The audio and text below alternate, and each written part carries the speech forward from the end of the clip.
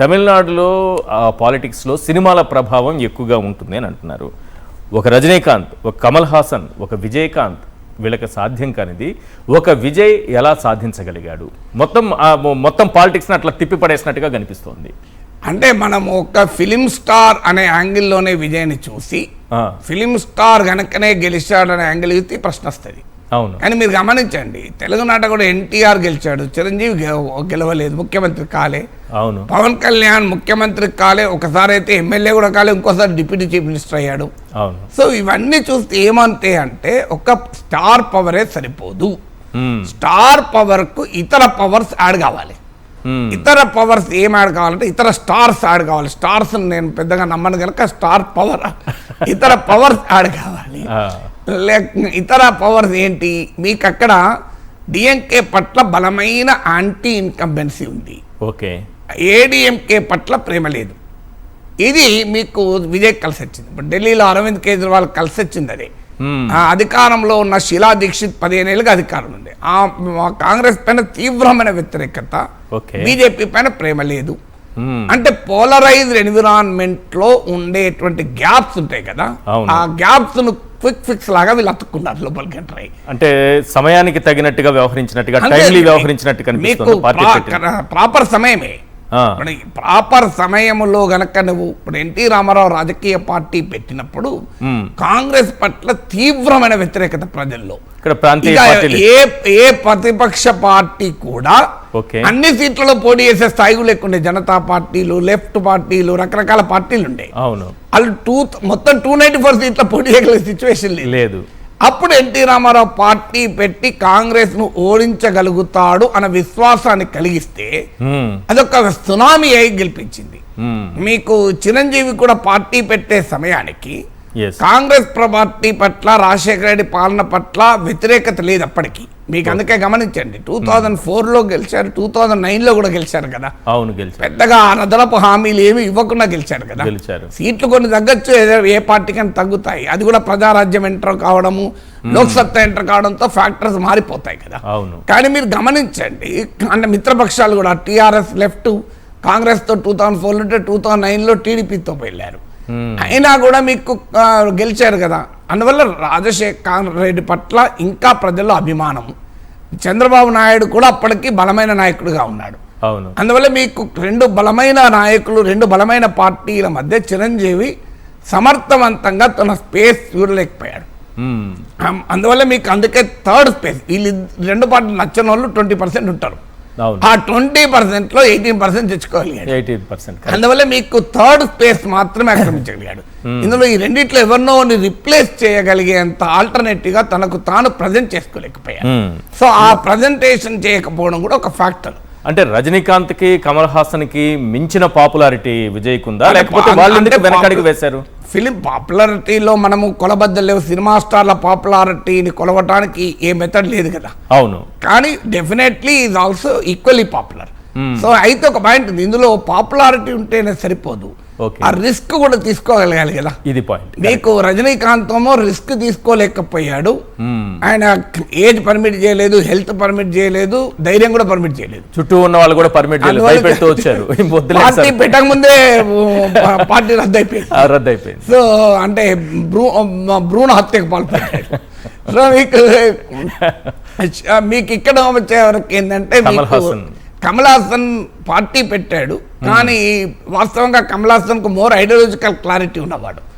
అయినా కూడా కలవాడు. అందువల్ల మీకు ఇతర ఫ్యాక్టర్స్ కలిసి వచ్చినప్పుడు నేను ఎప్పటికంటుంటాను, 2004కు ముందు చంద్రబాబు నాయుడు ప్రపంచ బ్యాంక్ విధానాల పైన తీవ్రమైన వ్యతిరేకత పెరుగుతున్న సమయంలో, రాజశేఖర రెడ్డి పాదయాత్రకు మొదలు పెట్టక ముందు గనక చిరంజీవి పార్టీ పెట్టుంటే నీకు it would have been different. So అందువల్ల మీరు ఏ సమయంలో పార్టీ పెడతారు, ఏ కాంటెక్స్ట్ లో అన్నది కూడా ఇంపార్టెంట్ కదా. సో నీవు ఆ కాంటెక్స్ట్ ఆల్సో మ్యాటర్స్ ఇలా. ఇప్పుడు విజయ్ వచ్చేవరకు ఏంటంటే డిఎంకే పట్ల తీవ్రమైన వ్యతిరేకత, ఏడీఎంకేమో పోస్ట్ జయలలిత ఎరాలో బలహీనపడింది.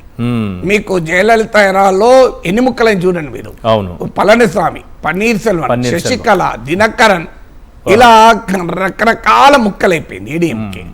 ఏడీఎంకేనేమో బలహీన వీక్ అయి ఏడీఎంకే ప్రజలకు విశ్వాసం ఇవ్వలేని ఈ స్థాయిలో కూడా సీట్లు వస్తాయని ఎవరు అనుకోలేదు. ఇది ఎలా సాధ్యమైంది సార్? ఇంత అంటే అక్కడ నిజంగా ఒక పాపులారిటీ ఫేస్ లేదు అక్కడ, మనం తీసుకోవాలి ఏఐడిఎంకే వేయాలంటే, కానీ 73 స్థానాల్లో ఎలా గెలగలిగిందంటే Palaniswami became an emerging leader. Chief మినిస్టర్గా 5 ఏళ్ళు ఉన్నాడు కదా, ఇప్పుడు కరిష్మా లేకపోవచ్చు కానీ పళనిస్వామి చాలా కన్సాలిడేట్ అయ్యాడు. తర్వాత ఏడీఎంకే పార్టీ ఉంది, ఆపరేటర్స్ ఉంది కదా. సో ఇప్పుడు విజయ్కి లేనిది ఏడీఎంకే ఉన్నది వాస్తవంగా. సో ఏడీఎంకే ఏంటంటే క్షేత్రస్థాయి వరకు పార్టీ ఉంది.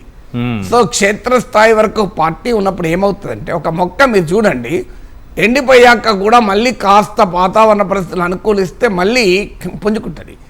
విజయ్ పైన కాన్ఫిడెన్స్ కనుక ఉంటే ఏడీఎంకే ఇంకా అడ్రస్ కూడా పోయేది. అయితే విజయ్ గెలుస్తాడు అనే కాన్ఫిడెన్స్ చాలా మందికి లేదు కదా. ఇప్పుడు ఓటర్లకు మీకు ఒపీనియన్ పోల్స్ ఏమో విజయ్ అసలు అడ్రస్ ఉండడు అన్నారు.